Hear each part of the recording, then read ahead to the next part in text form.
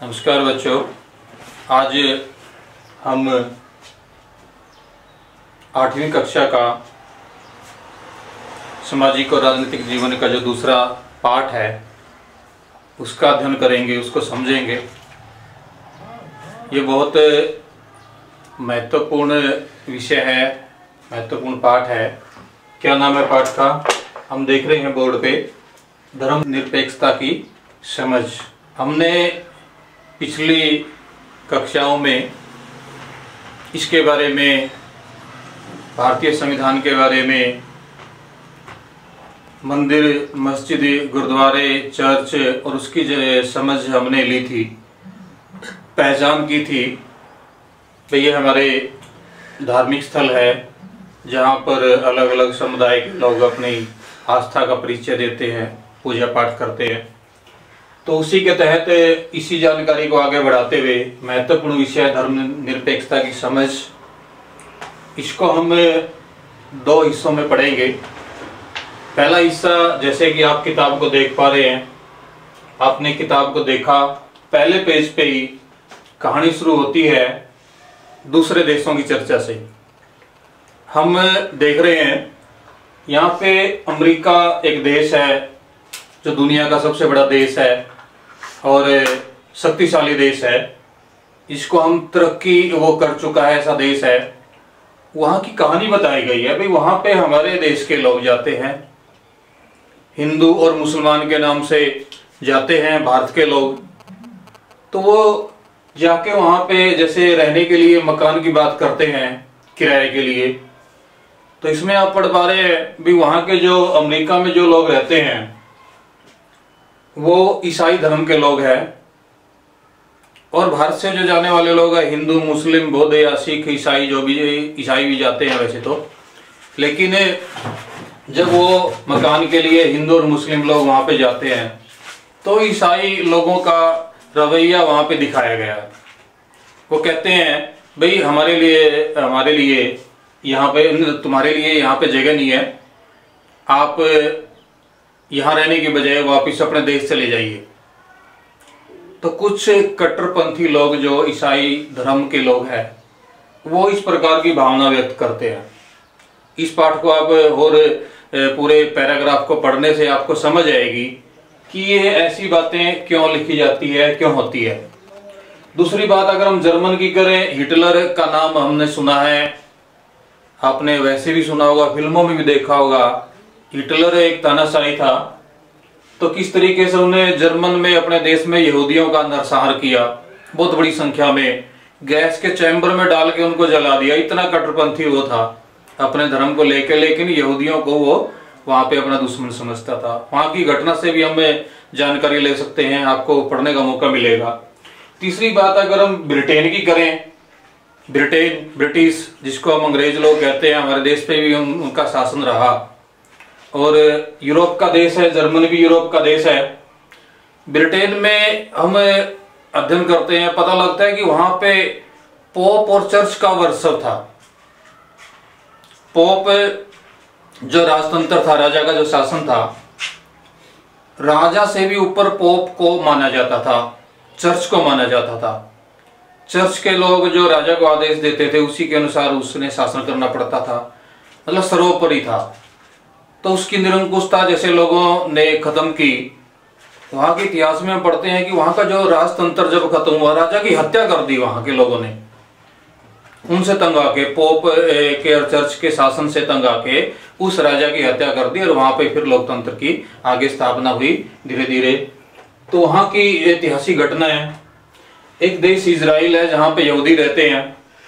Israel में मुसलमानों के साथ हेराफेरी होती है, भेदभाव होता है। वहां पे तो बल्कि गिरजाघर, मतलब दूसरे अन्य पवित्र स्थान जो उनके हैं, बनाने का अधिकार ही नहीं है वहां पे। सऊदी अरब भी है। सऊदी अरब में जो मुसलमान रहते हैं वो दूसरे धर्मों को वहां पे अपने पूजा स्थल बनाने का अधिकार ही नहीं देते। तो ये जो चीजें हैं कि अगर इन देशों का मुख्य रूप से थोड़ा थोड़ा हमने जिक्र किया है। यूरोप के देश से हमें धर्मनिरपेक्षता की जो समझ है वहां पे पैदा हुई। एक पूरे दुनिया को वहां से धर्मनिरपेक्षता का, जो स्वतंत्रता का, समानता का जो प्रश्न उठा, क्रांतियां हुई, और बहुत लंबे समय के बाद इस प्रकार का मतलब समझ पैदा हुई दुनिया के देशों में। तो इस पाठ में अगर हम ध्यान से पढ़ते हैं हर एक पेज और जो चित्र इसमें कुछ दिखाए गए हैं, तो उन चित्रों का, उन शेड्यूल का आप अध्ययन करेंगे तो आपको पता चलेगा। तो धर्मनिरपेक्षता के बारे में यहाँ जो ये घटना बताई गई है, ये घटना क्यों है भाई? धर्म से संबंधित किसी भी तरह का वर्चस्व खत्म होना। दुनिया के देशों ने धर्मनिरपेक्षता के बारे में बताया भाई धर्म और राज्य मतलब जो देश है, देश की सरकार है, शासन व्यवस्था है, उसको हम राज्य कहते हैं। तो धर्म और राज्य दोनों अलग अलग है। धर्म राज्य पे हावी नहीं हो सकता और राज्य धर्म पे हावी नहीं हो सकता। तो इसलिए इनका किसी भी प्रकार से वर्चस्व मतलब मजबूत, शक्तिशाली, वह ऊपर है, सर्वोच्चता, वो खत्म करना मतलब धर्मनिरपेक्षता की समझ हमें बताता है। तो हमने पिछली कक्षा में पढ़ा है मंदिर, मस्जिद, गिरजाघर, स्तूप, गुरुद्वारा, चर्च। स्तूप के बारे में भी आपको जानकारी दी गई है, जो हमारे भारत में इस प्रकार के स्थल पाए जाते हैं। तो धर्म को राज्यों से अलग करना क्यों जरूरी है, इसी पाठ के इस हिस्से में हम ये भी जानकारी हमने रखनी जरूरी है कि जो धर्म है उसको राज्य से अलग करना क्यों जरूरी है। राज्य को जैसे हम इन देशों की बात करें, सभी राज्यों में, आज दुनिया के सभी देशों में अलग अलग धर्म को, विश्वास को, परंपराओं को मानने वाले लोग रहते हैं।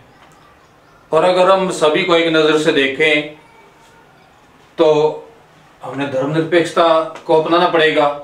अगर हम इन देशों की बात करें भाई, एक देश जहां पे ज्यादा संख्या में एक धर्म को मानने वाले लोग हैं और दूसरी संख्या उन लोगों की है, कम संख्या है जो दूसरे धर्म को मानते हैं। तो अगर एक धर्म दूसरे धर्म को सर्वोच्च मानेगा तो जो अल्पसंख्यक लोग हैं उनके साथ ज्यादती होगी जो थोड़ी संख्या में है। तो इस प्रकार अल्पसंख्यक शब्द और बहुसंख्यक शब्द, बहुसंख्यक वो लोग होते हैं जो ज्यादा संख्या में है और अल्पसंख्यक वो लोग होते हैं जो कम संख्या में है। जैसे अमेरिका में जो ईसाई लोग हैं बहुसंख्यक है और जो दूसरे धर्मों के लोग हैं, हिंदू हैं, मुस्लिम हैं, यहूदी हैं, बुद्ध हैं, सिख हैं, वो अल्पसंख्यक है। तो वो वर्चस्व उनका खत्म करने के लिए हमें धर्मनिरपेक्षता को अपनाना है। फिर राज्य जो सरकार है, जो शासन सत्ता है, उसे के तहत अगर वो एक धर्म के लोगों का पक्षपात करेगी, एक धर्म के लोगों से दूसरे धर्म के लोगों के साथ मतलब भेदभाव करेगी, लड़ाएगी, आपस में दंगे होंगे, झगड़े होंगे, तो उस देश की जो तरक्की है वो रुक जाती है और वहां पे शांति व्यवस्था स्थापित नहीं रह सकती, स्वतंत्रता भी नहीं बनी रह सकती।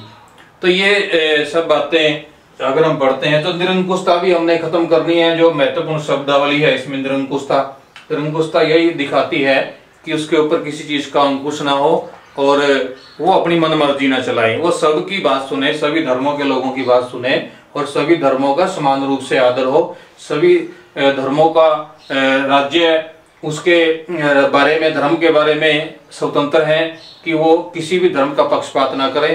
राज्य सत्ता के माध्यम से, अपनी ताकत के माध्यम से किसी भी धर्म को आगे ना बढ़ाएं।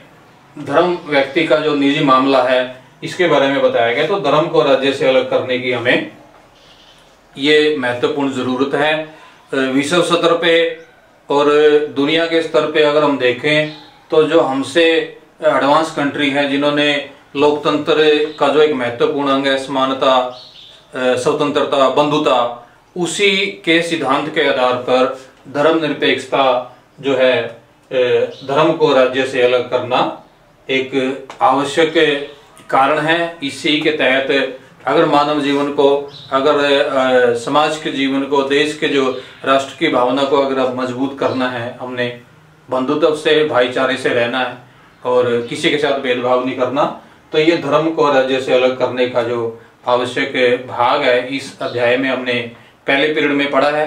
तो अगली कक्षा में, अगले पीरियड में हम इसके बारे में, भारत की स्थिति के बारे में जानेंगे कि भारत में धर्मनिरपेक्षता की समझ कैसी है और इसकी परिभाषा के बारे में हम आगे पढ़ेंगे। तो दूसरे भाग में, वीडियो के दूसरे भाग में हम भारत में धर्मनिरपेक्षता की समझ के बारे में पढ़ेंगे। इसी के साथ आपका धन्यवाद।